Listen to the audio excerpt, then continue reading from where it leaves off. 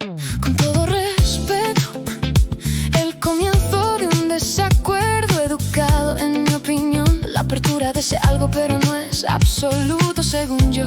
La versión personal, algo modesta. He oído que el rumor, la información no confirmada.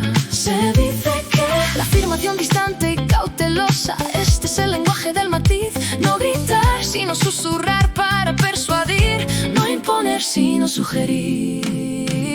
Sin duda posible, sin duda, convicción firme como una roca.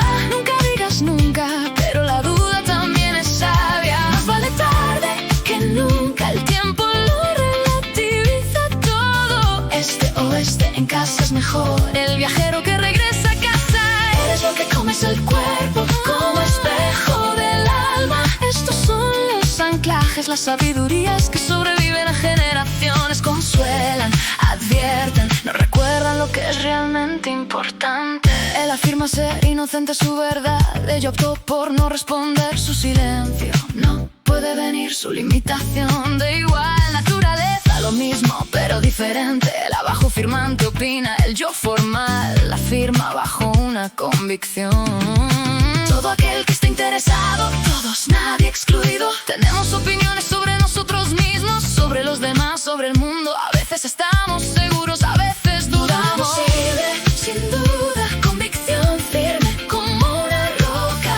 Nunca digas nunca, pero la duda también es sabia. Más vale tarde que nunca, el tiempo lo relativiza todo. Este oeste en casa es mejor. El viajero que regresa a casa, eres lo que comes el cuerpo como espejo del alma. Estos son los anclajes, las sabidurías que sobreviven a generaciones. Consuelan, advierten, nos recuerdan lo que es realmente importante. Somos de la opinión de que el juicio colectivo, por lo tanto, no podemos estar de acuerdo. La consecuencia lógica inevitable. Los puntos antes mencionados son importantes, remitiéndose a lo dicho anteriormente. Después de la investigación se ha comprobado que los hechos hablan, por fin.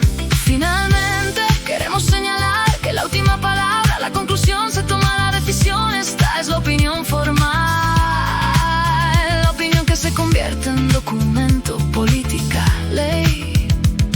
No más dudas, solo decisión. Sin duda posible,